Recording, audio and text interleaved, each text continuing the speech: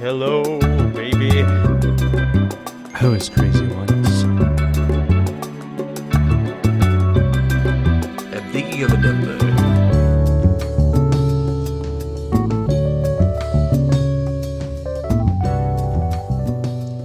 I think it's kind of funny that we did a whole episode on like pre-fall, or I guess early fall, and then now the one right afterward is just straight up the fall episode. I guess the fall, next one, fall, winter. I guess so. The next one, well, we could just continue it. The next one could be, not fall or late fall, perhaps. Well, and then we could just start doing episode, like Wednesday. Like that's the episode. It's just like Wednesday. What do you wear on Wednesdays? Yeah, and What's also the TV show Wednesday. The hump day? Yeah. Yeah. Oh, I see. Well, we're doing both. I've never. And when we do Tuesdays, we talk about what we wear on Tuesday, Tuesdays and also Maury. Tuesdays with Maury, Tuesday Weld. Okay. What's another Tuesday thing? Tuesday Weld don't know. Maury. Breakfast at Tuesdays. Breakfast at Tuesdays. That's not even like the thing. It's just breakfast at Tuesdays. That should be a movie. What do you think that movie would be about? Okay, maybe it's. I was about to describe something that is exactly like Tuesdays with Maury. It's gonna be like these two guys get together every Tuesday because one of them is sick, and they have breakfast. But that is kind of what Tuesdays with Maury is about. Yeah. Why did they? I've never seen it. Why did they make me? It's a book. Why did they make me read that in fucking like eighth grade? Every time you talk about these required readings for you, I'm always like, this is the craziest shit because I never had those required for me at all. Yeah, you were reading fucking the Satanist Bible and a bunch of evil. Well, no, stuff you like can't. You can't read that stuff. Yeah. That's the whole point, right? Just like the previous episode, we're talking about Christianity, baby. You can't get enough. We literally can't get enough of this stuff. Enough of the stuff. Yeah, I can't get enough of it because I can't wait to die, and then Jesus comes like a thief in the night, and then I get more of it. He steals my TV. Does Jesus only read the Bible? He probably reads magazines. Okay. I mean, he just reads everything from forever. Yeah. He's read every book. I guess no, he wouldn't, right? He wouldn't read the Satanist Bible, or do you think he reads it for like enemy knowledge? Yeah, he's it's just intel. Okay, it's I like, see what you're saying. Because like it's intel. Yeah, they're publishing this shit, man. Why wouldn't? I mean, read it? hold on a second. If he's omnipotent, why does he need intel? He would know it, right? Yeah, but maybe like, it's fun to read. It's a way to pass the time. Yeah, because he's still. Okay, now you're if it's getting Jesus, yeah. he still became a man, so he knows what reading is. You know, He knows what reading is, but Oh God wait, doesn't. hold on. It's like this. Would Jesus have to like exercise or work out? Right? It's like no, but like he probably thinks He's got that basketball's crucifixion fun. body. Yeah. Yeah. I mean, would you play basketball if you got that crucifixion body? You know what I'm saying? We see hot I'd six play pack Jesus everything, up on bro. the thing. I play everything else. Jesus bawling on you. I'm sure there's a comic by like Beetle Moses or like Gary Larson or something where like Jesus is like fucking like just I don't know, dropping buckets on the court. I don't know what you call it. I don't know what the slang. I term is really for like to see like a youth basketball, Nothing but but also net. like Christian Bible camp, where they teach you the fundamentals of Christianity and also being a baller. the A fundamentals. Yeah, of being a baller. exactly. A baller for Christ. And then they like tell you, it's like, did you know that Jesus actually played basketball? And they're just like fucking lying about it, but they're like, it's actually true. He played an early version of the game that was invented in the 6th century BC. I wonder. Yeah, they had sports back then. They did in have some ways, sports, right? It's like this is Coliseum. the new world. So there was no contact, but there was the Aztec game where they played it with heads. That's right, with a little, and you have to kick them into like the little hoop that's like sideways on the, almost like a circulus game with head, with a human head, I guess. Dude, With that's head? probably what the fucking orcs play in the Circulus universe. the Cosmos universe. Cosmos universe, yeah. I guess we gotta Are there ask orcs? James if there are orcs. Yeah, I don't know. We I have don't gnomes, know how. right? Gnome. Wait, why do you think we have gnomes? I'm curious why you say Because Sirhan was dressed like a gnome. Just because he's not a gnome. Okay. That's the thing. Oh, he just dresses like that? Well, he just has a pointy hat and like a beard. It doesn't make him a gnome. He looked like a gnome. That doesn't mean gnome core exists. Okay. As a thing. Okay. So that's our next episode, by the way, is gnome core. That trend is dead, right? Or like that like remember when that was like a thing? Is that like oh when my God, you're being like How guys long would be was it a wearing thing? like overalls with little flowers stitched onto them and shit like that? It was like overalls with like chunky turtleneck and like overcoat on top, kind of a thing. You know, I guess Yeah. you could maybe say that Jason Jules, some of his fits for Drake's, you know, with like the colored beanies, is like kind of gnome core, I guess. There's a couple of photos of like people wearing like the Stofa like unstructured fedora, like that's kind of like a gnome core thing. But it's very Wes Anderson, very like Steve Zissou, very beanie with like the tall kinds, like the ones that have like the, I guess not a watch cap, like a true beanie, I guess, with like color and like duffel coats and shit. That's like, you know, hey, I mean, that's a perfect fall right there. you Yeah. know? Wait, That's actually, kind of- gnomes are kind of the creatures of the fall.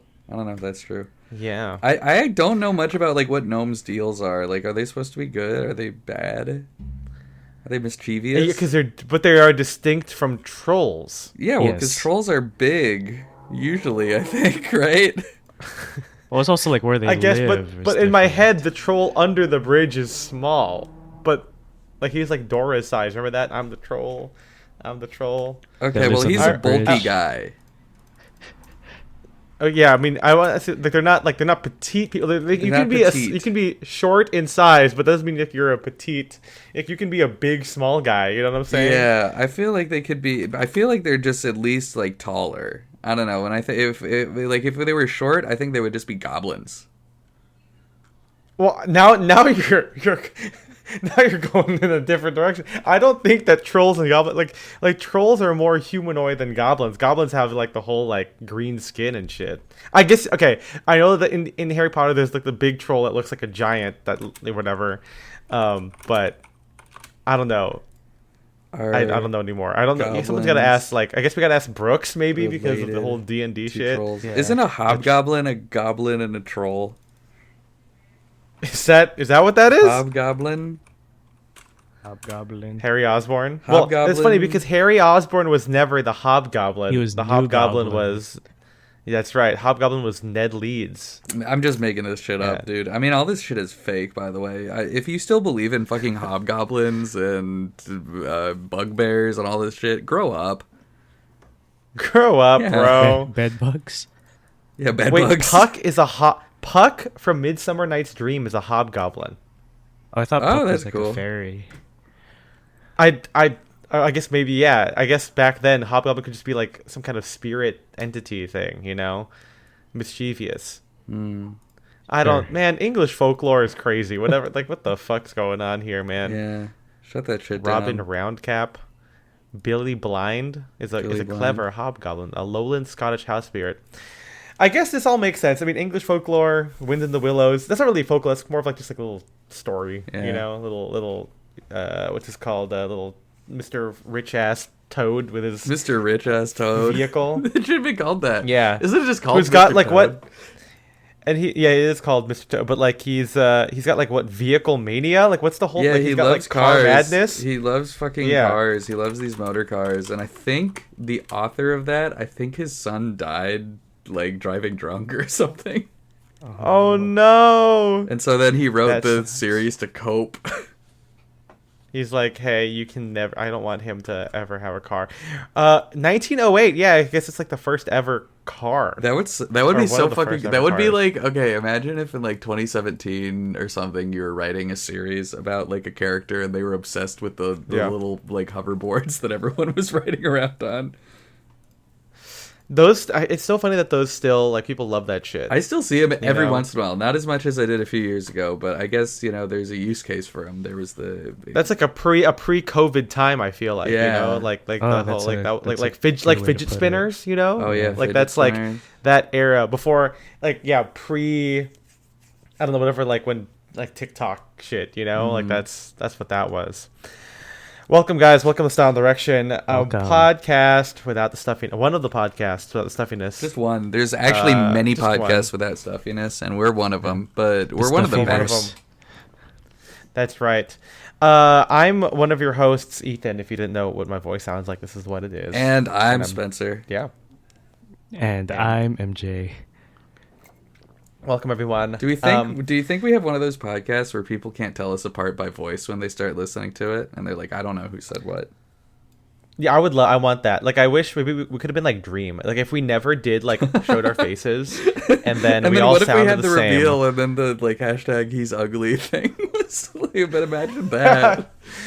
That sucks so hard. Like, I don't think Dream looks that like. I mean, I guess Because I everyone mean, I just never thought watched he him, would so I look didn't- like I an didn't get anime built up. boy, but that's like how everyone drew him. So I mean, the thing is, like, he kind of looks like that. Is it bad? He looks kind of like Matt Woodruff from Game User. I just looked at it. I know. I Like, know it's just like the kind of like Matt doesn't listen to this fucking podcast. I feel like he doesn't even know who Dream even is, bro. It'd be really funny if they did. Like, all those cool New York guys. Like, at the end of the day, they're like, "Hey, you guys catch that new like Dream collab?" Like. Also, I was scrolling at like a Pokemon like TikTok, and I don't really follow any of this shit, but like if people are saying that she's dating some guy that she was hanging out with. No. It's like, actually, no, guys. But yeah, imagine it'd be really funny if these men's were people like they actually loved getting there kept should up with be this whole like thing. a menswear Minecraft SMP. Oh my god, there should be. Yeah, now I'm looking at the Dream photos of what they thought he would look like. Oh. Yeah, they set themselves up for disappointment on this Yeah. one. I mean, he's not bad. He looks like a nice guy. But I think it's just funny that like he's like, you know, the anime thing. That's the issue with us being so like chronically online, especially me. Like, people knew what I looked like for 10 years. Do you think So this it's is like there's no like like thing. Corpse Husband Yeah. has still not shown his face. I know he's not really relevant anymore, but I remember he's the other guy that everyone just drew as like a sexy anime boy. And Wait, is this real? what did he? Is that his? Did he find him? I think I looked it up. I think it's probably still like hoax and fake stuff. Yeah, it's probably just fake shit. But yeah, I feel like when that comes out, that'll be really funny to know as well. Yeah. I mean, Critical did that. Moist Critical, Yeah. whatever. He had the whole thing. Guys, we don't just talk about the internet on this podcast. We Okay? do sometimes, but not always. We do. Yeah. If as a prelude talk about early fall, talk about the early version of this topic in the previous episode. Now, we got to shout out MJ for bringing this up because, That's as I me. told them, our little 20-minute segment made me launch into a philosophical discussion of what exactly early fall means, and I did talk about it in the episode of like, oh, it's like the opportunity to wear things without going full send, and to like tease, you know, like to tease what you would think of as like a full-on fall, and I guess fall winter, because in LA, let's be real, we're calling it fall attire. It's just fall winter, cold weather, whatever you want to call it. This is going to be our definitive podcast on what we wear when it's cold, Yeah. and more cold than it being early fall, if that makes sense. Because we're all born and raised here. We could wear t-shirts and shorts if we wanted to, but this is about going full send. But the previous episode was about setting up this idea of like, before you go full send, maybe just ease into it. Maybe take a little interlude between wearing like a white suit, as I do, and then wearing the Balmacan, the beret, the fedora, the gloves, like you know, wear a crew neck sweater, as Spencer put it. You know, it's crew neck sweater season in early fall. So if you want to hear more of that, see all those photos, go to the previous episode. Really good one. We also talk about John Wick. But this time, we're going to talk about what we do when it's actually fall winter, which is really funny at the time of recording because it's actually warmer at the time of recording than when we recorded the early fall episode, because it was raining that last time, and it was actually like in like the high 50s, I think, max during the day, and now we're kind of back to like this like low 60s. Yeah. And so again, as I wrote in my essay, early fall doesn't mean just like a time period. It could just mean like, oh, it's like a mild day, I guess. And so, or milder comparison. So like, it's just about whatever that attitude is. But this particular attitude is the full send attitude. This is like, it's fall winter, it's AW 2025, or if you're listening to this 10 years into the future or 100 years into the future, it's AW 2035, you know? And so we're going to be talking about how we full send fall winter, and I guess in particular how we separate it from the early fall mood, you know? Yeah. But that's it. So first off, what do you guys bring out? Like now it's actually cold. You know, last time we talked about the fleece, we talked about the crew neck sweaters, we talked about a little bit about like wearing like a sweater vest with an open shirt. Like you're not going full, you know, whatever. But like what comes out now that it's firmly fall winter, cold weather? MJ, what are you bringing out? Yeah, I mean, it's kind of just building on what you just mentioned, right? It's like putting all those things and then adding the tire, adding the scarf, or adding the extra layer, sort of. Yeah. Because it's, you know, I guess to us it's take advantage. It's like the only chance that we get anyways, because and I know like our East Coast friends or even our, you know, Midwest friends laugh at us because they're like 60 degrees is cold to you guys, 50 degrees is cold to you guys, but the answer is we yes. don't got anything else, man. Yeah, it's not about I'm not shivering. I'm just like, it just makes more sense. Like again, like when it's 60 degrees, I'll wear a crew neck sweater. If it's 58 degrees, I'm gonna put on a coat because that it just makes more sense. Like otherwise, when am I gonna wear it? Yeah, you know, because it does get you know, get colder when the sun goes down, like 10 degrees colder. So we get a chance. That's true, and it happens earlier now. You know, yeah. This has happened every year I've been alive. The day getting significantly shorter. But every time I'm surprised. Every time it gets super dark at like 5:30 for the first time, I'm like, what the fuck is going on? Yeah. Is it because I'm older now where I'm like, I was a kid, I was like, oh yeah, it's 5 o'clock, but it's dark. But now it's like, it's 5 o'clock and I also feel like it's 8 o'clock. Maybe I'm just tired. I'm just beaten down by being a working man. Dude, I'm just beaten down by the fucking man. The man fucking beats me. Do you think that there's something in like, as it gets darker, like you feel cozier? I guess like, yeah, you're mimicking being cozy at home. You have so you might as well seasonal wear cozy something. disorder. Yeah, hell yeah, dude. Well, like SCD. I don't know if it's a disorder. Suck his dick. Hey, by the way, sorry. did you guys hear the RFK sext? No. He says it's like, I'm a river and you're my canyon. I get it. No. Yeah. Because of cum. Yeah, exactly. Like, It's. I'm gonna cum water into your canyon. Can you actually. imagine his voice saying this shit? That's I can't do it. I know you do a better one, Spencer. I'm a river and you're my canyon. Telling that to Cheryl Hines. Yeah. Oh my god. Yeah. How far? But yeah, I mean, so MJ, like, what do you have anything specific that you bring out, or is it like? Because I see that there's like two ways to approach this, right? Like you can have like a dedicated fall winter like closet, I guess, or it's about these all just come out and you just layer them consecutively. Because I think in early fall, or maybe I wrote about it, where it's like, I'm not unopposed to wearing a coat in early fall, but I won't wear it with a scarf. Like I'll keep it like you know, like you wear that as your sport coat, you know, or I guess again we talked about like the Barber, like the jungle jacket, where like instead of the sport coat you wear this kind of this more rugged outer layer. So there's that way, or it's like the way I kind of do it, right, where it's like it's jungle jacket season first and then the coats come out later. So are you bringing everything out like right now? I mean, I guess it's a little bit of both, but like more leaning towards stacking things on top of each other. I see. Because sometimes it's even like, oh, jungle jacket and then like overcoat on top. You know what I mean? Because it's that's a good point. Yeah, because it's just, I mean, if you're like us three, that you just get dressed once in the morning anyways, and it's like, oh, it gets cold, so I'm not gonna like, you know, take this off and put on a crew neck sweater or put on like a turtleneck like I'm already wearing it. Yeah, like I'm putting on another outer layer, I guess. Yeah, that's interesting. How do you guys feel? I know Spencer does this. And probably based on my tone, you're gonna tell that I'm not a fan. But like, like the thing of like wearing a coat over a jacket that's not a sport coat. Yeah, I do it. Like you guys are pro that, right? Yeah. Yeah. Oh, what do you? Where'd you get that from, Can't Spencer? do it. Or was it just I function? don't know. Yeah, how did you- It's like, yeah, just function. Like, I didn't want to wear a sport coat that day, or it's like because, a lot of my sport coats are heavier and I have more lightweight jackets. So, Yeah. but then it's like, too cold when you go outside. So I just am like, I'm just going to wear a coat on this. It's like, I mean, I started do you doing think it that- for like yeah. short errands.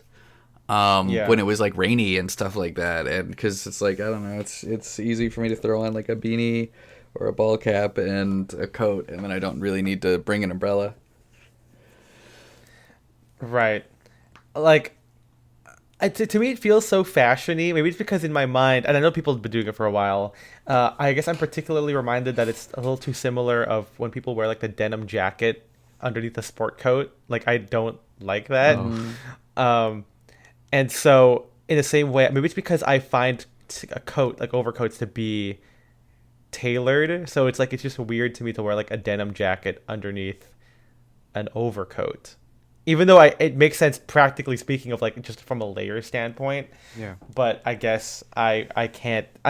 To me it's like a denim jacket is about like mobility and a layer. So I'd rather put stuff underneath the like I guess what MJ's saying. I'd rather add the crew neck sweater than put the denim jacket on top of that than add like a scarf around my neck versus adding a coat on top of the whole thing. Mm-hmm. I also just don't like how it looks. Like, I just don't like how, like, the cropped nature of, like, a denim or, like, even, like, a gabardine jacket and then a coat on top. Like, I think it's weird, like, the square than this like, thing versus, like, the quarters of a jacket. I don't know. There's something about the geometrics and harmony in there. But doing that move, does that, like, feel like... I mean, that feels like a fall... winter move then, right? It's kind Yeah, of like just because I can't, I'm not going to be able to wear it I mean, in other seasons, but... Yeah. Do you like how it looks aesthetically, though? Yeah, I do. Okay. Do you have... Well, what are your... Do you have, like, rules for yourself? Like, okay, like, certain things look good if you're wearing, like, your type 1, like, which coat you wear on top? Or is it purely, like, it's cold, I gotta put it all...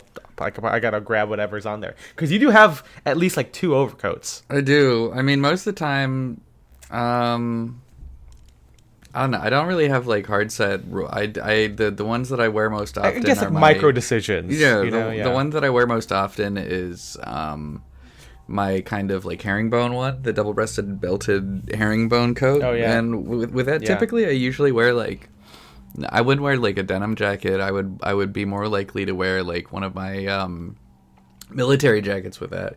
I like how that looks. I think maybe it's, if anything, it's like I prefer it to be like milsurp rather than workwear if I'm wearing like an overcoat on top. I don't know why that like particular no rule is I there, think I get it. Yeah, that is kind of it's not really a rule, but something that I more often tend to do. Yeah, I also feel like in my head the chore coat or jungle jacket is, I guess it's because those kind of act as sport coat replacements to me, which is why I don't really do it, but like if I did, I could put an overcoat on top of that. Versus like, I don't know. I've seen it before. Overcoat over leather jacket. That's insane. That's an insane behavior to me. Like that's not my That's not my too thing. much, Or man. like, because the leather jacket at that point should be your jacket. No, absolutely. Right. See, I'm like, if you want to talk about like one of the moves that makes it like a thing, like I love a leather jacket, and I am smart enough, like obviously people wear leather jackets with like a t-shirt. I don't always do that in like spring summer attire because I feel like I'd rather wear like a denim jacket or the gabardine, the ultimate spring summer jacket. And so I save my leather jackets for fall winter. I sometimes wear it with like a sweater vest or like just like an open shirt in like early fall, as you can see in the podcast episode / blog.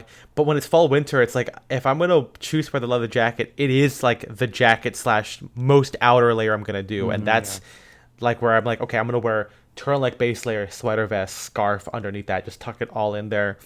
And then wear some gloves or whatever, and then pair that with like my jeans or flannel trousers or something like that. Like I'm glad that we're aligned on that, because I know that I guess it's the Wild West out there, as we talked about with the Hodgepodge episode of Yeah. like sometimes people just wear stuff, and I get it. You like all of it independently, but I'm like, no, it's gotta make sense. But yeah, Spencer, what do you bring out? Is everything out even in early fall and you just layer on top of it, or are you like specifically like this is like the fall piece? You know. I like the overcoat. That is more the fall piece. That is more. I Like guess that makes sense. fall, Yeah, winter, because it's like it's all let's dependent expand on the weather and stuff like that. So now that That's true. it's been very cold, and we should also mention we had like a crazy fucking storm the last couple days or the week that we were recording this. I was driving home in one of them after seeing Begonia, and I got scared. Like there were From Begonia. Yeah, from Begonia, because I was like, "Fuck, the aliens are here." But yeah, driving home was really sketchy. But anyway, it has been coming down and hard for California standards. Yeah. And so I've been wearing the pea coat a lot. That's like. And that's heavy. Yeah, That's heavy. it's a heavy coat, and usually with that I did, because again, like, it's with these jackets, they're heavy enough that in California, like, I don't need to be wearing a tweed jacket and like the pea coat. Like, if I would just do one or the other, So Yeah. with that, I've been doing like my pea coat or something with just like a sweater or sweatshirt underneath, with like a button up and stuff. Sometimes I'll do it with like my chore coat. Like, I obviously like it with my navy chore coat because it kind of adds to the whole nautical thing.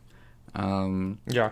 And then like If you're double layering. Yeah. yeah, and then like I said, with the other coat, with the herringbone one, which I don't know. I hope I get more opportunities to break it out. I know our weather fluctuates a lot and gets cold and it gets warm again, but it's always nice when I do get the chance. Yeah, I like that with like olive stuff. I think that like kind of black and white, like gray, with the olive is like faded olive specifically is like a cool color combo.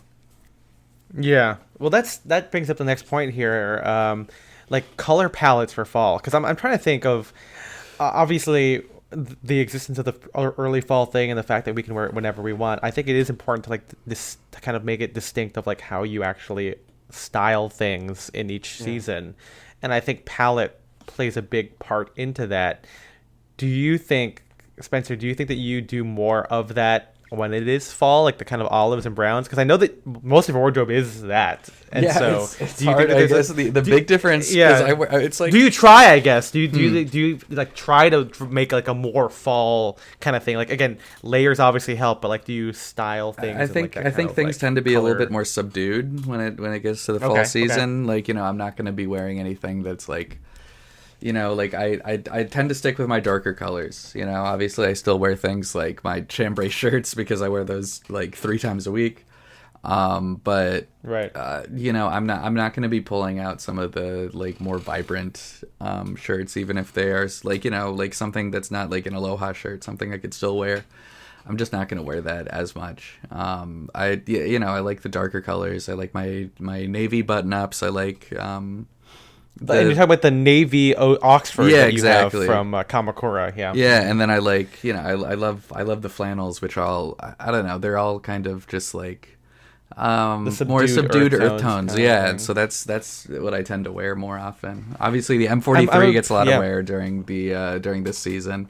It is. I mean, if we talk about this as terms of like alternatives, right? Like if the jungle jacket is like the early fall like Barber alternative, then like the M43 is like the fall winter jungle jacket. Exactly, I mean, literally. yeah. I mean, that's literally what it is. One's for tropical warfare, and the other one is like a fucking Normandy or shit. So it's. Yeah, I know. I do miss it. MJ, you better keep that bad boy alive for me. You have my M43, right? You're the one that bought it, right? Yeah, it's Yeah. it's in the closet. I was looking at old should come out photos of and the I was like, closet. damn. Yeah. It's Maybe so tonight, maybe I miss it. There you go. I mean, Spence, I'm a big fan. Like when you wear like the corduroy sport coat with like the brown check. I mean, you have all, most of your RL work shirts are like the kind of like blues and like reds and plaids, which is really cool. But like having that be grounded by like other browns, because I feel like in summer you would just wear that on its own, like it's its own, like with like jeans, or you would wear it with like jungle jacket, like a khaki work jacket, you know, or even in early fall, but like when it's fall winter, Fall.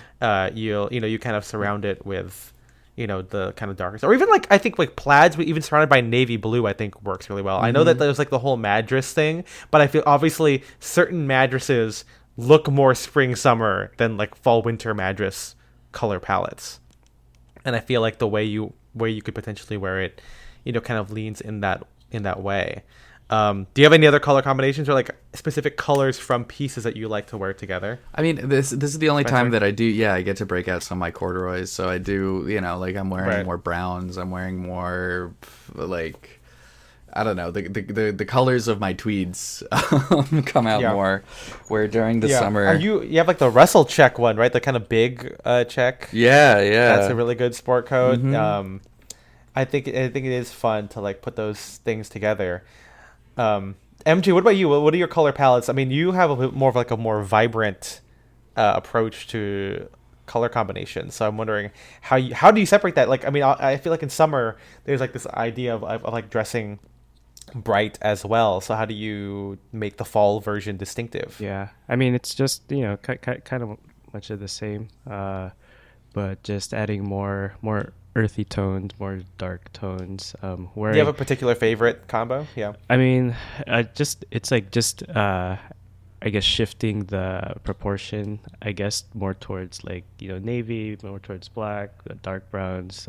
It's also kind of about like textures too, right? Like corduroy comes out, so which makes for a fun take on the color, right? Because it becomes like dustier and more like muted. Yeah. Versus just wearing like a I don't know, like olive cords look different than olive chinos. Exactly. You know. Yeah.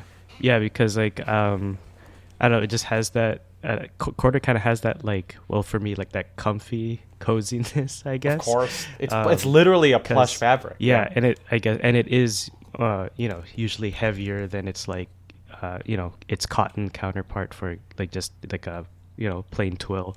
So stuff like that usually is what finds its way with the, you know, with the usual vibrant pieces. Which pieces are the most vibrant for you guys for fall winter? Is it normally like your jackets or your knitwear or your neckties? A lot of times maybe it's my like shirts. Ties and shirts. Yeah, because I have a lot of, even though you know, I have some pretty crazy. Well, not crazy. I have a lot of flannels that are like, you know, still pretty colorful. Which okay, what about you, MJ?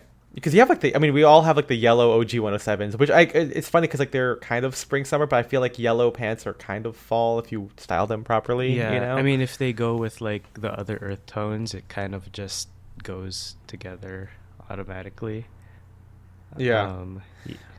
But yeah, I mean, you know, same as Spencer, ties and shirts, and I mean, even you know, my outer where I have like the yellow Kiko jacket.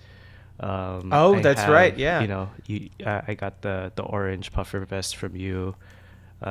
Even the you know, the LL Bean like sport jacket vest. That is so interesting, right? It's like a fall. It's like it's so decidedly fall. I'm sure that you could categorize it as early fall, like if you wanted to, but to me, it's still too rough to like wear out when it's mild.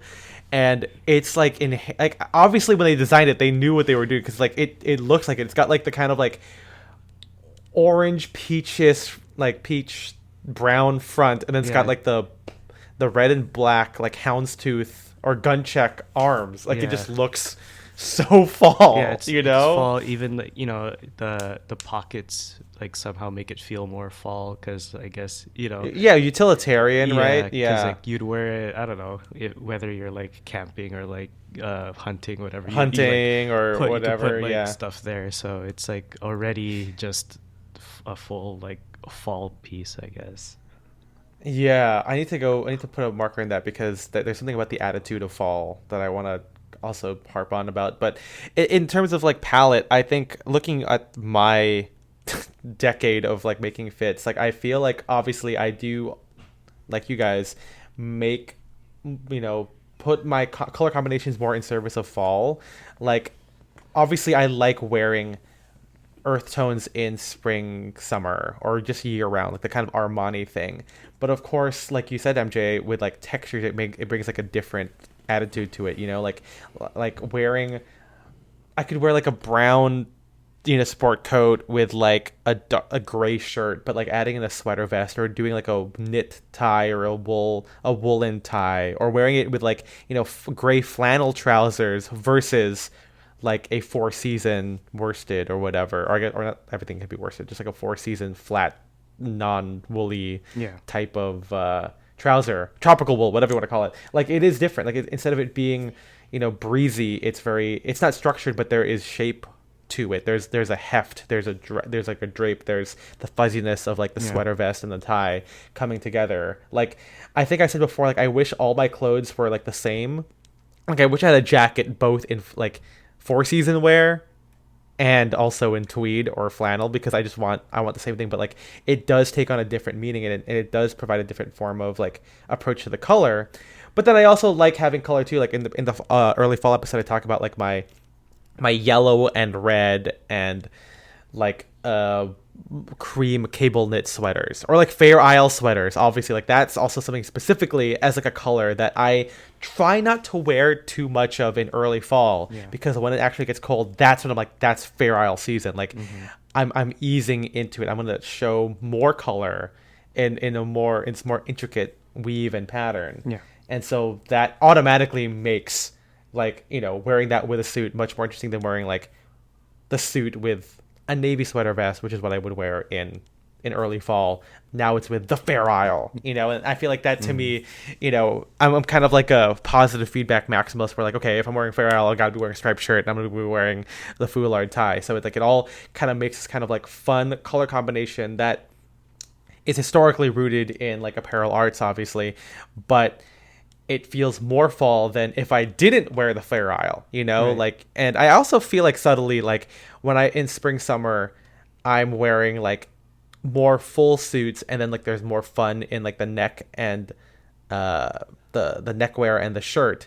But then when it's fall, I'm having combinations with everything. I guess what I'm saying is separates not only makes things more interesting, it adds more opportunities for color than just wearing a full suit. Right. And there's like a difference in there, but also with color palettes, most of my overcoats are pretty plain, but my scarves are pretty vibrant. Like there's the silk scarves that make more sense or I start wearing them when it's early fall, but then when it becomes fall, like I have like a green scarf or whatever. Those are a lot of fun.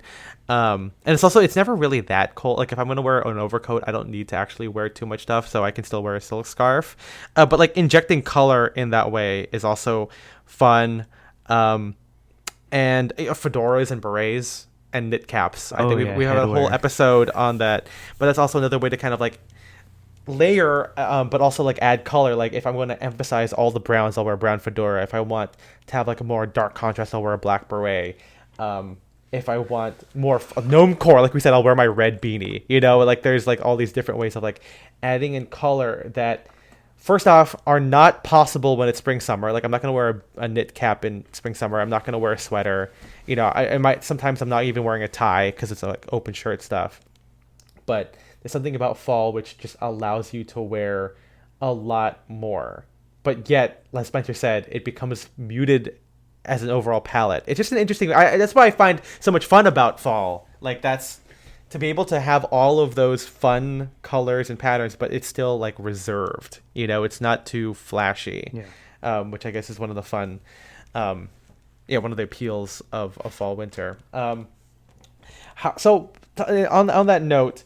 What's like the attitude that you guys have with it? Like MG kind of talked about how like the pockets make it feel interesting. Like there's something there about fall winter feeling like utilitarian. Like it feels more practical, obviously, because like summer is about relaxing, but fall winter is also kind of cozy.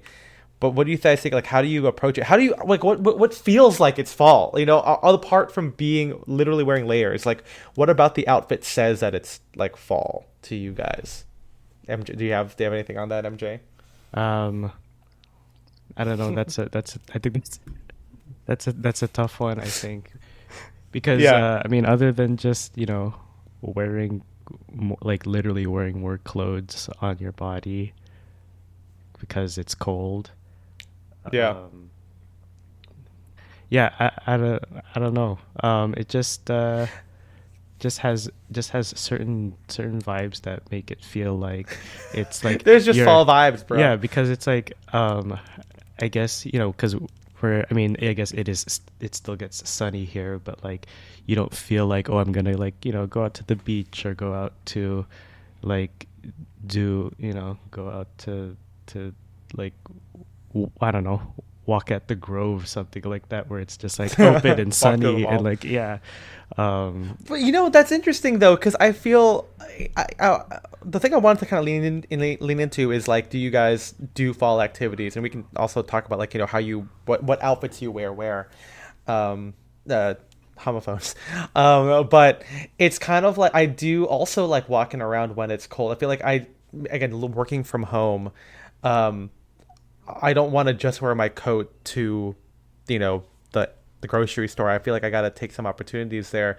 But there's something about fall that's kind of utilitarian, you know, that feels not like it feels practical because like you have to wear more clothes to feel warm or to, you know, whatever. But like there's also this thing of like to be bundled up and the idea that you have everything with you versus taking a bag with you. I do think like having a leather tote bag is kind of fall coded, obviously. Excuse me, take a shot. But like having all those pockets, you know, having like, oh, you got your camera with you, you got your phone, you got your book, you got like a charger in your coat. Like I feel like maybe this kind of challenge to like have your EDC on you, and the opportunity is presented when you get to literally like layer everything like that you have with you, like, you know, like you have if you're doing jungle jacket with overcoat on top, that's so many pockets for everything. I don't have to like have my tote bag of shit, and maybe it's because I'm the one who brings everything with him at all times, so like I think it's fun to like leave the tote bag in the car, you know, and just have all this stuff with you, have your cigs and your lighter in one pocket, you know. I think it's like versus a reverse I think it's like a reverse sort of thing. Instead of like, oh, I want to wear this stuff so I have more pockets, it's like, oh, I have these pockets, I can bring stuff, you know. The need is kind of flipped. And it's because with summer, I think we tend to, at least for me, like I don't want to have anything in my pockets at all, which is funny.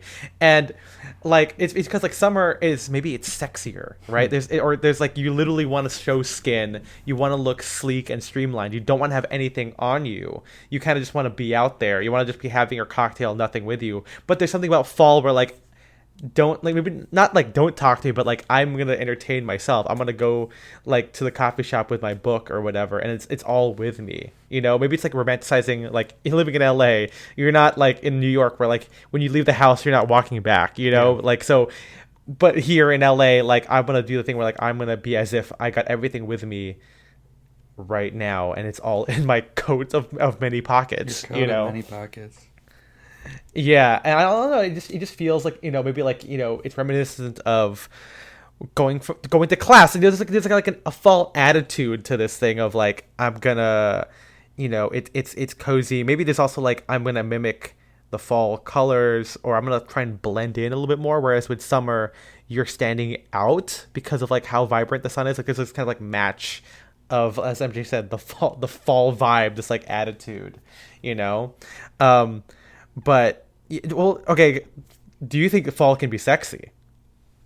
I think it can like be. Is fall sexy, Spencer? Yeah. I'm thinking of like, I don't know, like fucking, like when Harry Met Sally shit. Maybe sexy is not the word, but it's like, that's a movie about a guy who wants to fucking get laid. And I don't know.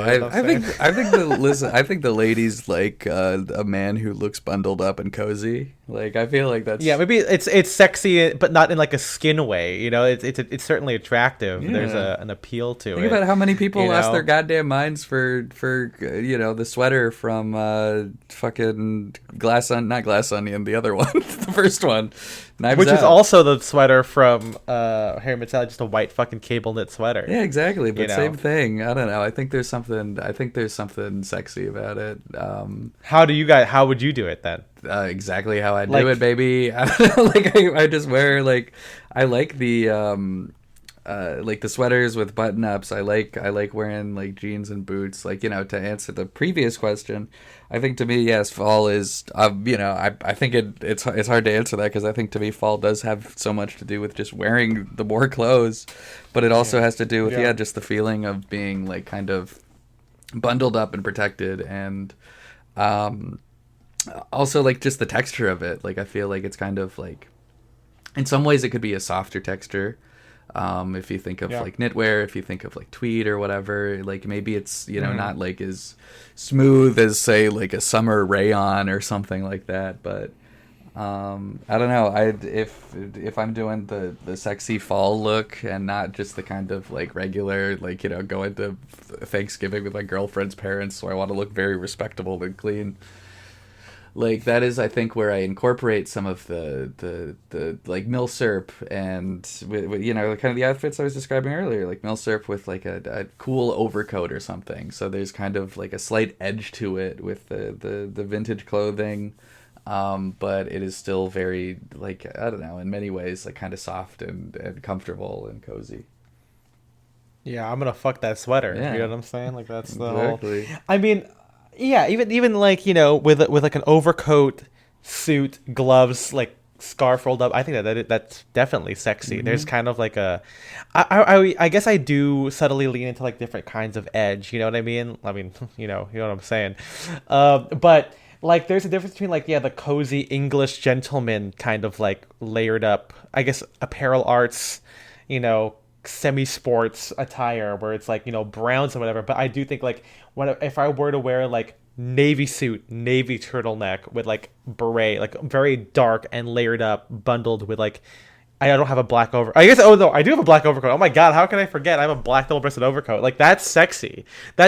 Literally a black double-breasted overcoat is one of the sexiest things. A black polo coat or whatever it is, you know. Oh my god, I guess I got to think about all the stuff that I bring out during this time. But I do think like it's fun to lean into that. Well, okay, how about this? Do you guys, what like genres do you guys lean into? Do you guys like, you know, have like your certain types of fall outfits you have categorized in your mind, or am I just crazy autistic, I guess, and I just do that? I do just You know, like 'cause Spencer in the fall. Like I feel like I have kind of. That's true. Yeah. I don't know. You are wearing jeans most of all, jeans and fatigues. Yeah. Yeah, so I don't know. I think about The fall version of what you are normally wearing, yeah, basically. exactly. It's my fall wardrobe versus my summer wardrobe.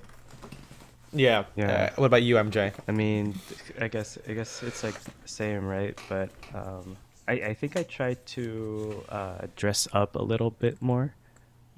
Interesting. I love hearing this distinction between formalities and how you approach it. Please tell me more. Yeah, because I mean, just you know, just kind of like similar to like not wanting to have a lot of pockets filled in like the summertime. You know, I don't like to wear like a lot of like stuff on my body at once, so kind of gives me a chance to, you know, to wear everything, as far as like wearing a suit, but also wearing a collared shirt and a tie and sweater vest, or you know, tie and or like swapping the tie for like a scarf, I guess, sort of thing, or both, because it's like because it just can, sort of thing. Even I put in the notes like inspiration combos where it's like maybe combining military and like tailoring together is like something that I mean, it's not something new that I do or we do, but it's a little like flag that it's like, oh, it's like cold outside, so this sort of inspiration or this sort of combos coming out now, you know.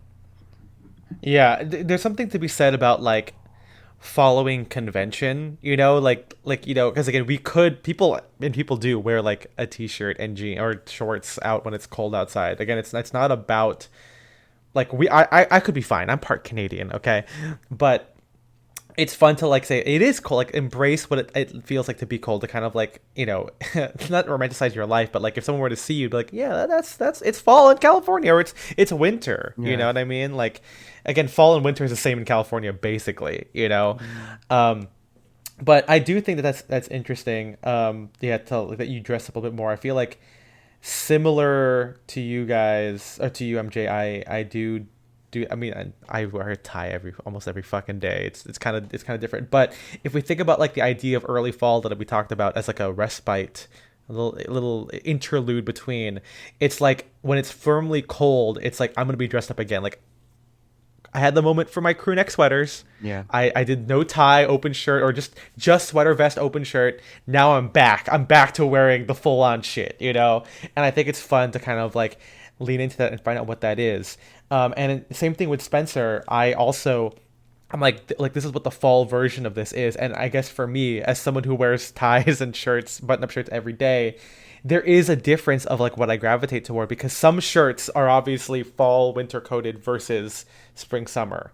And I'm not referring to, as Spencer said earlier, chambray shirts, because those are year-round stuff. The textures on a chambray and a denim shirt, like, they lend themselves to being good for both eras, and I mean, or just year round, you know, depending on how you style it.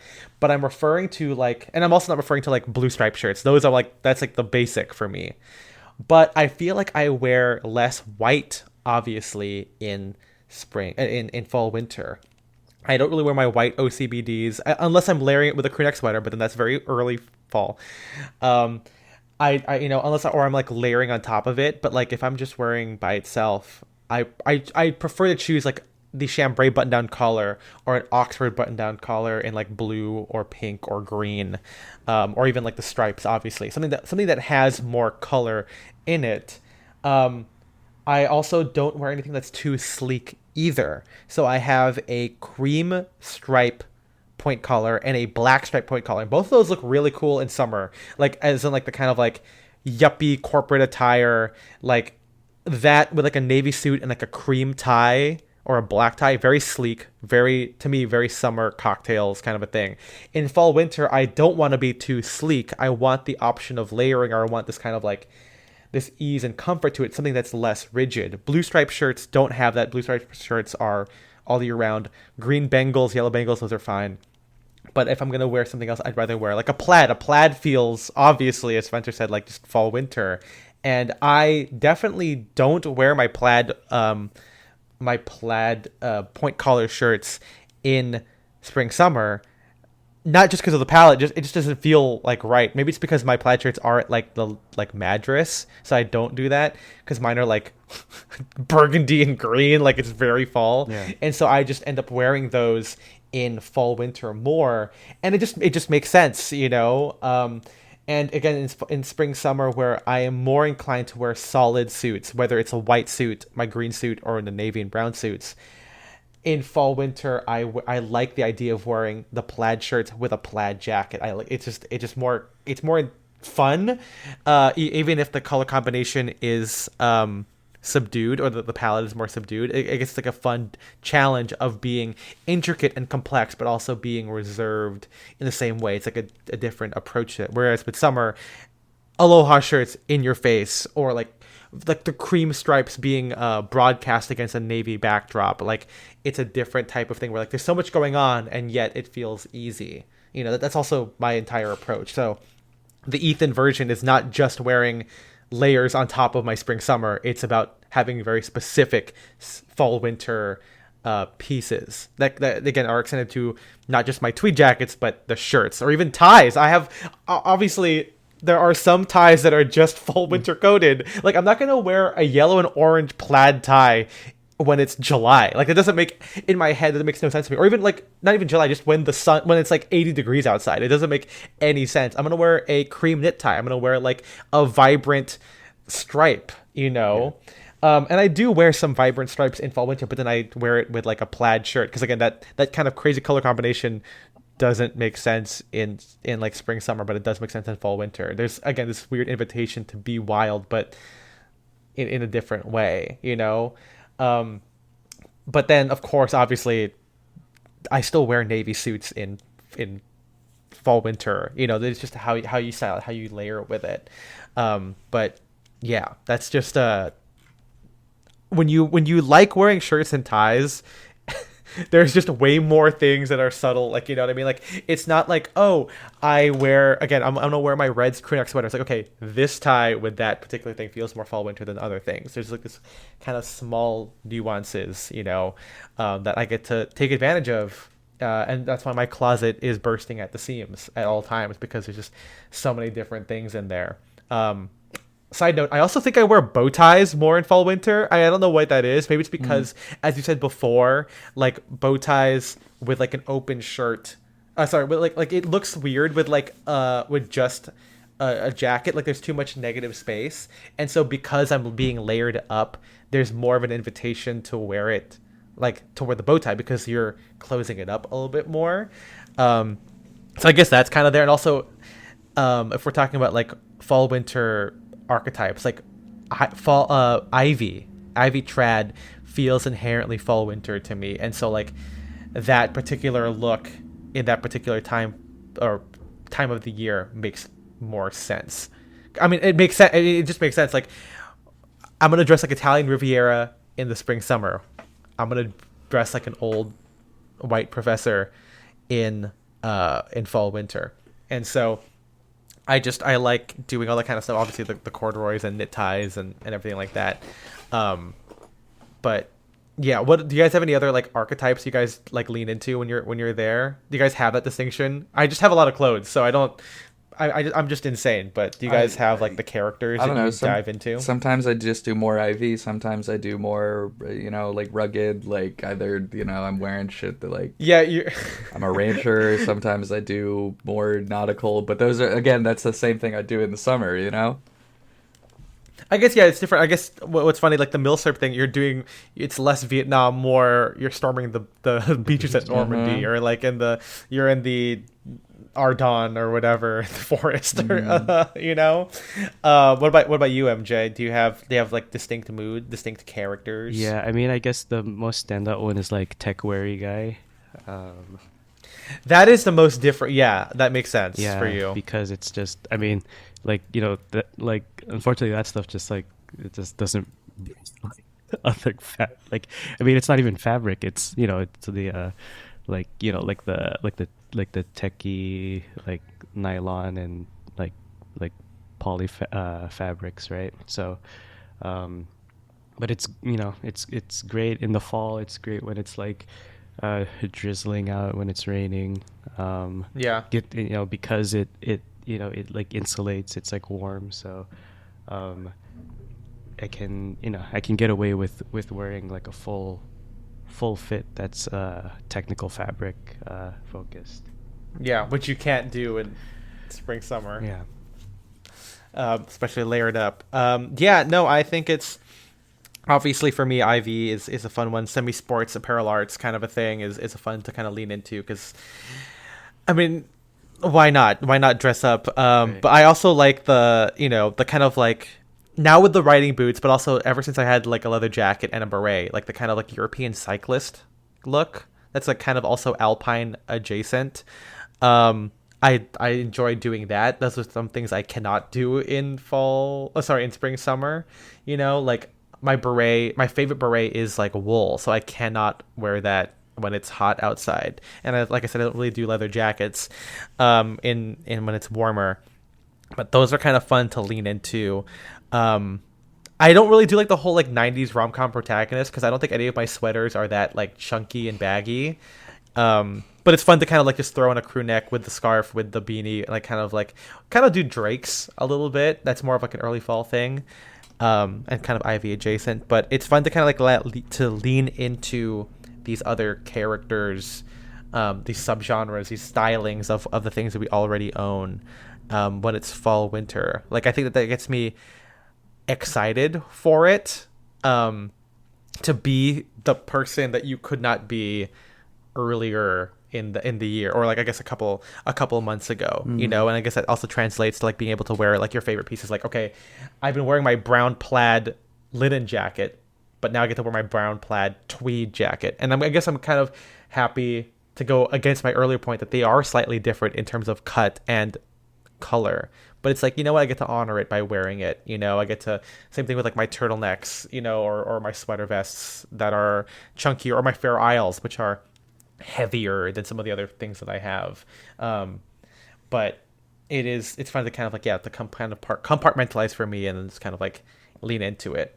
The last part we'll talk about right here is what do you guys like to do in fall winter that lets you like dress up for it, and what do you wear to those particular things? I guess I just cosplay more than you guys, or I have my things, but like I'm just curious, like you know, do you have like your coffee shop outfit versus your I don't know, you're walking through the outdoor mall when it's fall winter, you know what I mean? Like, do you take those kinds of opportunities? Not for activities like that, but I mean, I do stuff like, you know, if this was a while ago, but in October I like went to Pumpkin Patch, so it's like I got to dress very fall for that. Right. There's like holiday markets and stuff like that. You know, like here in Orange County, there's the Old World Market, and they do a holiday thing, so I'll probably go to that. Yeah. But like that's where I would dress up more, and I don't know. The other thing is like I tend to dress more is like, how does the mood strike me that day? And so like for the pumpkin patch, it was a hot day because it was still hot at that point in October. But I dressed very like 1940s, like kind of like how I would dress to go to a pumpkin patch in the 40s, where I was wearing a big, you know, plaid shirt with my khakis and a fedora. And that was it, because it was like fucking 90 degrees that day, so I wasn't going to wear a coat or anything. And I don't yet know how I'll dress for the holiday market when I go to that. And I don't know. I don't have any immediate plans, so I can't guarantee you'll see photos of this in the show notes or anything. But maybe sometime before the end of the year, we'll see. I'll share the photos. But if I go to that. Yeah, I don't really know how I'll dress. Maybe I'll wear my Fair Isle, you know, like maybe I'll wear like, how would I dress if I was on vacation in Germany at an actual holiday market or something? That might be kind of what I'm thinking about. I like that a lot. I mean, again, I think a big part of this, as a little interlude here, like, is to literally just own fall winter pieces. You know what I mean? I feel like I haven't seen it. Obviously, a lot of dudes out there like fall winter. And, you know, they always like, I prefer dressing in that than spring, summer. Yeah, no shit, Sherlock. But I like that, the invitation to have an actual seasonal wardrobe. I feel like that just makes everything more interesting and helps you appreciate items. We kind of talked about that with the early fall, where it's like the crew neck season, where like you get to have that just for that window of like that kind of like when it's on its own. But like I feel there's something fun about having like a Fair Isle, where like it's so decidedly fall winter, you look forward to it all year, and then you get to wear it if you want to be like kind of like Anglo-European and holiday inspired, you know, and break it out for that particular mood. Like my Tyrolean hat is so fall winter coated, you know, like and to me that's more fall winter than my fedora, and I wear both of them. But like on the days I want to lean into it, like it's fun to have a seasonal piece, a piece that is coated, and to kind of, you know, not just be like the same every day, like not to have like a 4-season capsule wardrobe. Like obviously if you're listening to this podcast, you probably are more like us, but like this idea that you can have different things for different moods and different activities. Fall winter is such a perfect time because of all the different things you can do within it. That lets you an opportunity to wear a different outfit or a different mood for each one. MJ, what are your activities that you dress for? Do you compartmentalize? I don't know. Everything just becomes everything, but it makes airsoft going to play airsoft a little bit more comfortable. Because and yet there are people who just wear t-shirt and shorts and do that too. I mean, airsoft feels more milsim, so you don't have that as much as like Nerf or laser tag. But I get what you mean. But I even get to see. I mean, I don't know. Just depending on any given weekend, even other guys take the opportunity to like dress more like within, you know, obviously like the airsoft like tactical sort of wear. Even more guys doing like impression kits, where it's like, oh, I'm a guy that's like, you know, that's like World War II. More World War II like era, Or World War like, One. Sometimes like when they're wearing the more of like the wool uniforms, which are crazy. yeah, or like I see guys like wearing like they like dress up like a Ghost from Call of Duty, like his Yeah. So it's like that, and like Which one though? They got to do the original one. I hate the new one. yeah, the dude. original one, and then like Yeah. he has his like, is it like a gray like gray like winter like tactical jacket. Oh yeah, Um, the so the contingency outfit, from the level contingency. yeah. So it's Yeah. cool to see that, and yeah, it's also cool to wear like I wear like dark tiger stripe camo now, so it's even more, I guess, immersive, because it's environment starts to change a little bit towards the fall, Yeah, and then you wear like the sun, darker camos. yeah. It's a little bit more overcast when we play now, so Yeah. that sort of thing also signals it's fall, man. It's a good shift in environment, in wear, Yeah. For me, when I'm hanging out, like, I feel like I like having these little character moods things. When I go to the coffee shop, I feel like Ivy Trad Country, whatever, it makes the most sense, where it's like I'm being a little intellectual. I'm reading a book about composing or John Williams' biography. And so I feel like, wearing something that feels in that vein, like a student in the 50s, 60s, or the 30s, like it works together. And then like if I'm going to do something that's outside, like kind of like what Spencer says, like maybe not a holiday market, but like, you're walking around, you're doing more outdoorsy quotation marks stuff, like maybe I'll wear like my leather jacket and layer up there, and so I kind of like lean into those characters, or I kind of like now, when I get to wear more eclectic stuff, I'm trying to do more of that, like like a layered kimono coat, and not have it be as flowy and summery, but like literally with like a scarf and like double layer it up, or I have like my kimono not technical, but like the kimono parka combo, which is really awesome. I kind of want to dye it. I kind of want to maybe dye it green, because it's white, and I feel like when I wear it, it's a little too vibrant. Fuck, maybe I'm gonna do that this season, but that would be kind of cool. But like, yeah, the kind of like have more interesting combinations. I've done like the kimono coat layered with like ivy before, and that makes kind of like a fun move to kind of like be intellectual academic, but then add kind of like an artistic element to it. In the past, I've worn it to like museums and like art exhibits, and so that's kind of fun to like lean into. But of course at home also, I mean obviously it's just about apparel arts. Like even at home, I'm like, if I'm reading, editing, writing music, I like to be like a 1930s guy at home in like January. Like that's what that guy would be wearing. Like maybe this, he would be wearing a tweed jacket early in the day, but like at home he's wearing the sweater vest with the collar bar and everything, with the flannel trousers, and yeah, it's to find those like small like little moods for those characters, again, like I said before, that you couldn't do earlier, is really fun to do. I mean, also trivia, pub, come on, Fair Isle sweater vest, like to make it feel like an Irish pub, like you're in the UK, and like, hey, the bar I go to is an Irish pub for pub trivia. It kind of makes sense to wear Fair Isle and like sweater vests. I guess Fair Isles I think are like Scottish. I don't know what the geography of the UK is. It's impossible to know. Yeah. But yeah, I think, to kind of find those little activities there. Before we talk about the last activity, which is Friendsgiving, which is the thing that we dress up for all the time, and in a very fall mood.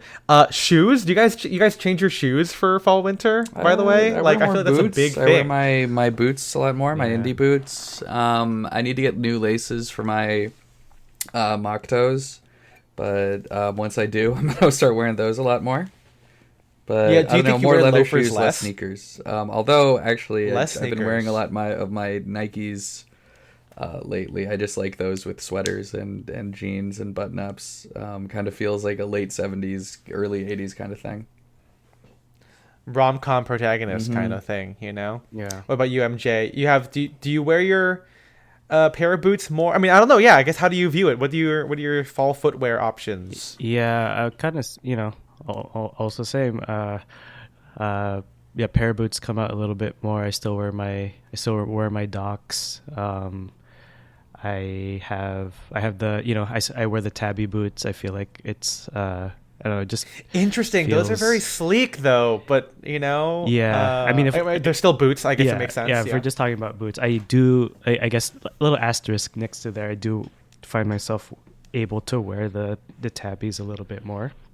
Throughout the year. Interesting. But yeah, the heavier stuff, the pair of boots, the Doc Martens, the Gore-Tex, like Nike boots. Yeah. It's, able to find more wear in this season. I mean, did you wear your black tabbies for Kendall's birthday? Did you do that? Because you're kind of wearing like an all black fit. That's something like, I think you talk about fall winter being sexy. I think black layered up black. I mean, you have the black overcoat. Yeah, that's kind of the thing. Yeah, that's a good move. For me, I don't wear sneakers as much unless I'm doing the rom-com thing, which is very rare that I'm doing that kind of casual stuff. That's a very early fall fit. I'd rather do the sneakers with just the crew neck without any kind of big coats. I feel like I gotta like anchor those big coats with something leather. Cowboy boots I don't really wear, or I don't really think too much of. Like if the fit is Western layered, then I will wear it. But I obviously wear my Danner boots when it's fall winter, because when else am I gonna fucking wear those things? I also, from a very apparel art standpoint, I wear more lace-ups than I do loafers. Loafers are very spring, summer. They are year-round, obviously. Like some days I'll just wear the tassels with, my suits, and that's just kind of like a normal Ethan look. But when it's an actual fall winter look, I will wear my long wings and the V-tips of the Bluchers. I feel like those obviously make the most sense for fall winter, like to be closed up, literally. And they're a little bit chunkier than a loafer. It just makes more sense, narratively speaking, to wear it, and they feel sportier in that way, more sporty than like truly casual. I have also most of my lace-ups are suede, and so I have like Oxford cap toe suede shoes. I've got the suede split toes. Those just kind of make more sense. I have the suede chukka boots, which are probably like my only non-Danner, non-riding, and non-cowboy boot thing. I don't have like the commando boots or indie boots anymore.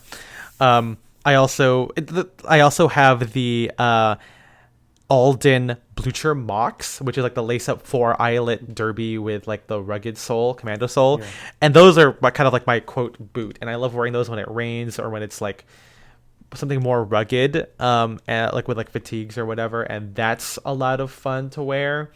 And it feels very decidedly fall, which again, I know people wear like the Tim derbies, boat shoes, in like spring, summer, but like I like wearing those specifically when it's fall, winter. Same thing with the spring. It's the same thing with the suede footwear.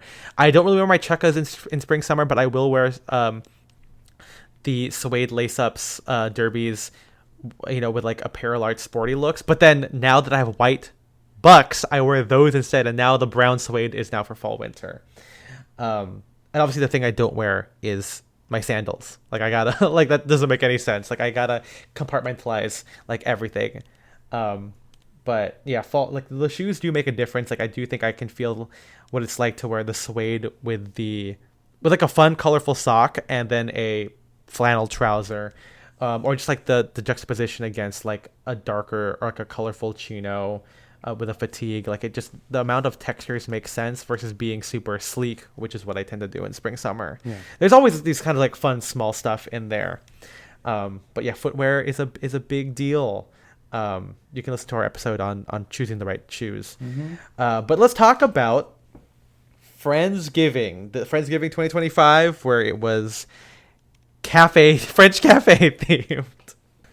So this Friendsgiving was interesting because this is the first time. No, I'm wrong. I was about to say this is the first time we had a theme. I think last year, right? There's usually a theme. There is usually, or maybe I'm thinking of Friendsmas.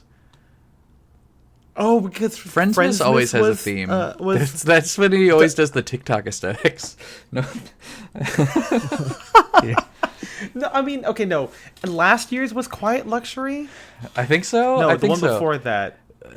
No, wait, Perhaps. I don't. No, wait, because there was Dark Academia. Remember that was last year. That's Friendsgiving. That's Friendsgiving. Dark Academia. Friendsgiving and Friendsmas always has a theme. So maybe last year was the first one with a theme. I don't remember. We'll have to ask Jay. Wait, it was both, right? It was both 'Cause Dark Academia and The Quiet Luxury and then was the Christmas one. The Quiet Luxury was Christmas one. Yes. Yes. I don't remember what I wore to Quiet Luxury. Oh, well, we'll have to dig through the archives.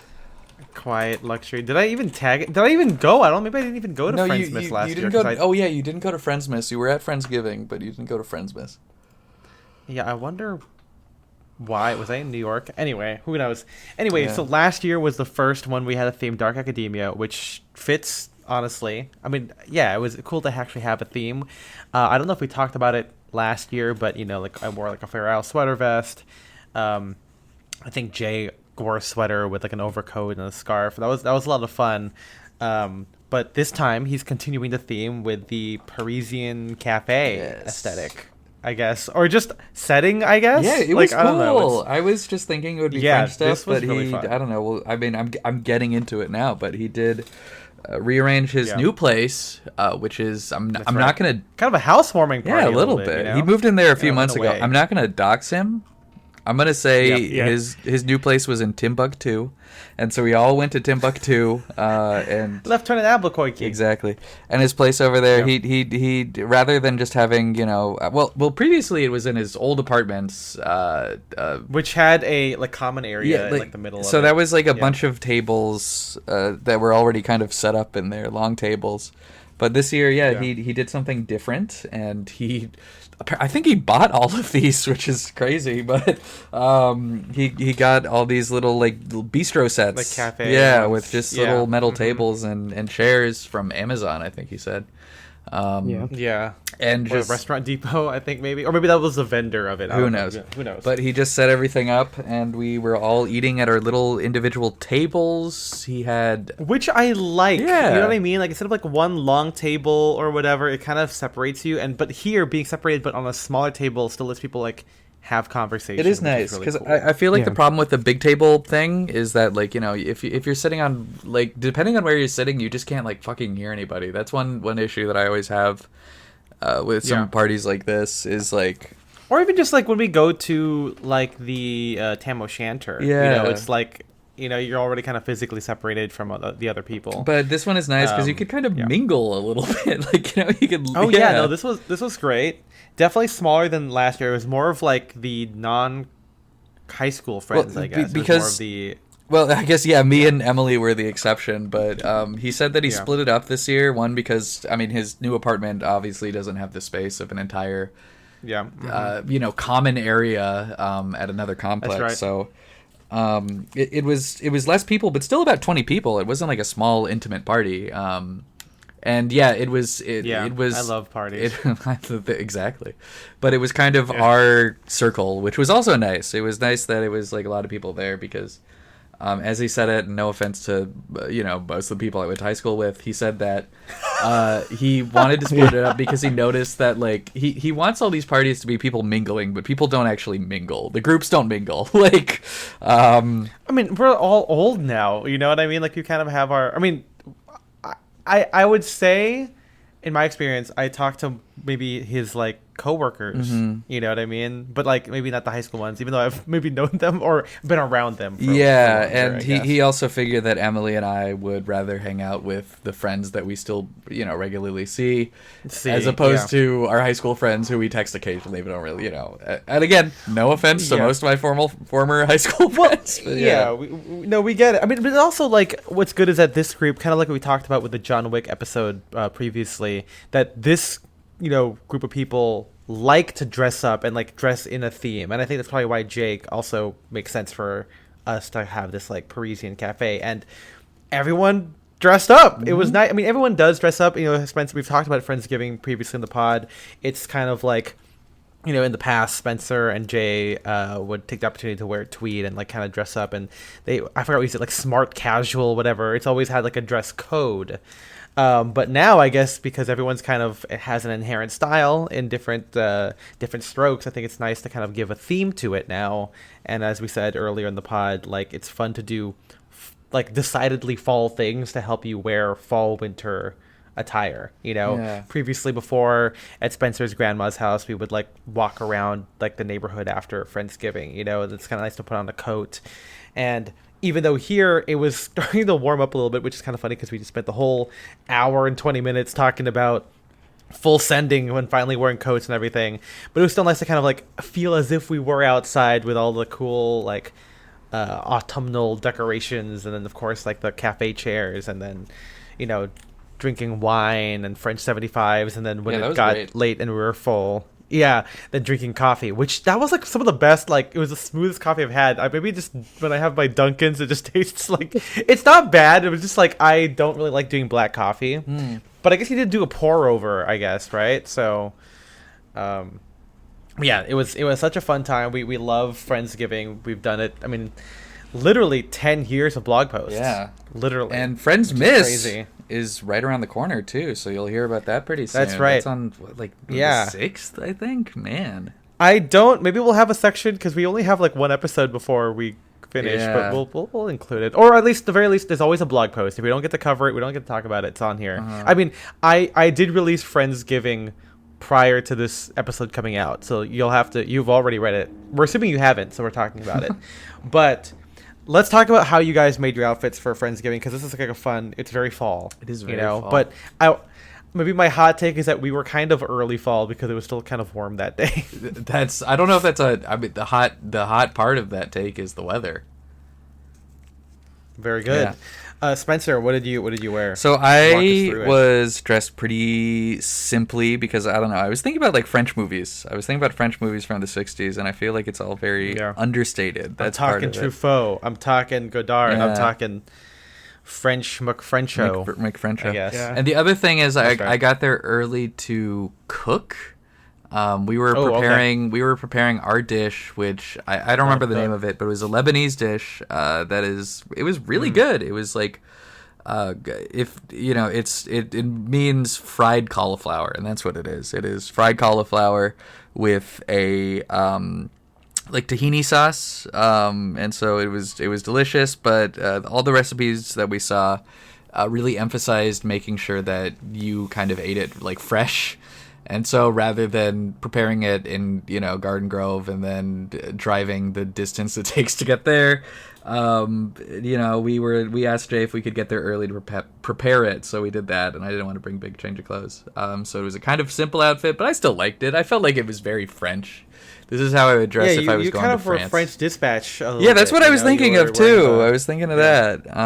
But my outfit was a lot of themes I touched on in the last episode. A blue crew neck with a blue shirt, khakis, and then black shoes, which is the only thing that made it different than an outfit I would wear to work is the difference in shoes. Oh, and of course a beret. I was wearing my beret, but I don't know. I liked it. That is like what I was thinking of. It's like if I was going to a French cafe, this is how I would want to look. Okay, hold on. You're going to a French cafe, a French person going to a cafe, going to Paris, and going to a cafe. Which of the three is this? Maybe Spencer in Paris at a cafe. Got it. Okay, I don't know if I've talked about this. Good. I think I've talked about this. It's like when I went to Texas, like 2 years ago, I was thinking, like, when I was packing, I was like, what does Texan Spencer wear? Like, what is you Spencer from Texas? What is he going to wear? And so that's kind of how maybe not Spencer from France, but, like, literally, like, what would I pack if I was going on vacation in France? If you were there. Yeah. And also, like, just think about the weather. It was warm that day. I didn't want to wear, like, a sweater and tweed and shit like that. I was like, it's gonna be enough for just one of these things, and so, but yeah, that was my outfit for our wonderful French cafe Friendsmas. Would you say that your outfit was French Ivy? I don't think so. I don't think so. I don't know. I answered my own. Yeah, because the reason I bring it up is because people have asked us, like, "Hey, shoot an episode on French Ivy." And I'm I like, still don't first off, totally. I don't want to offend anybody. I don't really. Yeah, that's not my wheelhouse, man. I could not tell you what French Ivy was or is. Or will be. Is it bad if I think that like husbands also isn't exactly French? I mean, also like who am I to say? I'm not even French at all, dude. Ask Nicolas Gabaud or whatever, the people at Charvet, or I don't know, maybe some exec at Hermes or something like that. Yeah, ask a fucking exec, dude. Our podcast should be called Ask an Exec. That's what. Why are you asking me? I don't fucking know. There's also like a really good illustration, I think, by Dick Carroll about like Bobo or whatever he called French style. It's like in there. I mean, it's all like. I don't want to say that I can reduce French Ivy to like mod with black shoes and kind of like Ivy with corduroy. You know what I mean? Like I don't want to say that, but that's also in my head, kind of what it is. So hey, whoever messaged me that, I forgot your name, but this is the closest you'll get. Us at Friendsgiving with Jay and Deb's Parisian Cafe. Yes. MJ, what was walk us through the mindset for your outfit? Yeah, so I guess you said, what did you say early? Frenchington.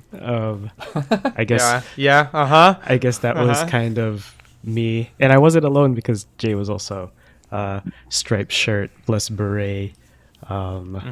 That is it. The sailors, French sailors. The Breton stripe.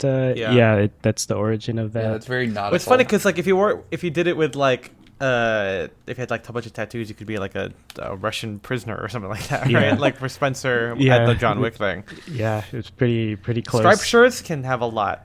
Striped shirts can imply. They have a lot and they do a lot. Yeah.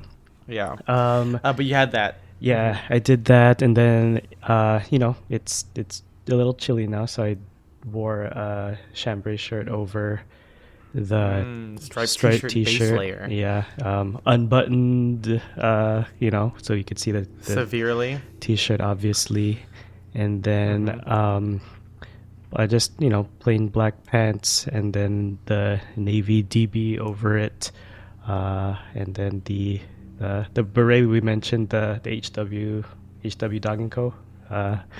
That's right, the paper navy one. Beret, which kind of tied everything together. Oh, and the red neck scarf, further leaning into the whole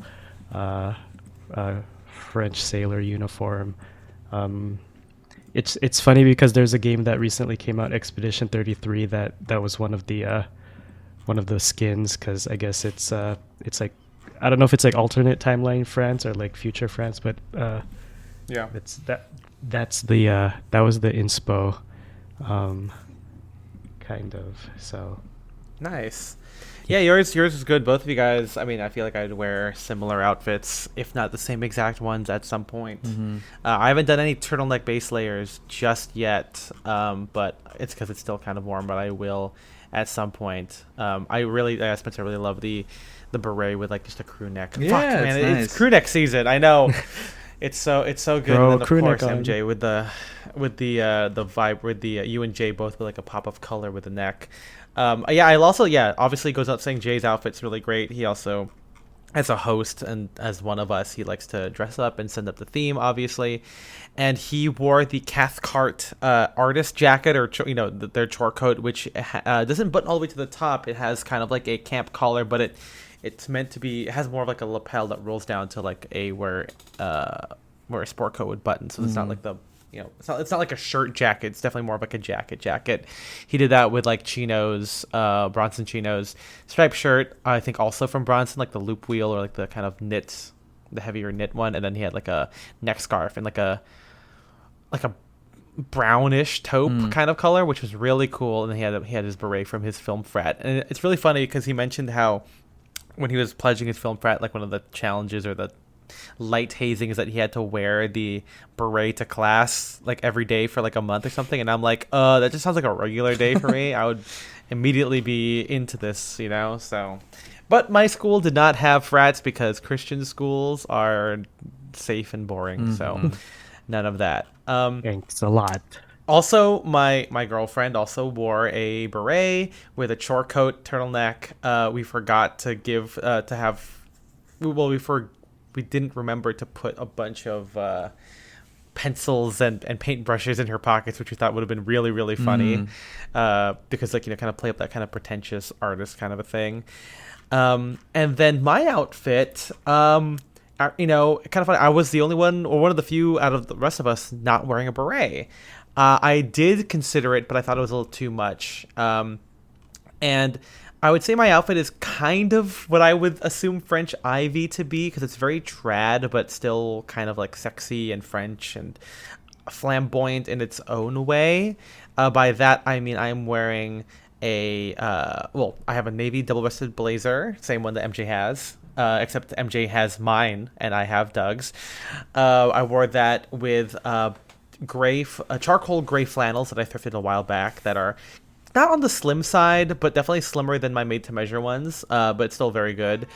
And underneath, I wanted a pop of color. Originally, I was going to do a red sweater with my khaki, like kind of semi-flared 70s chinos, but I thought it was a little too Christmassy.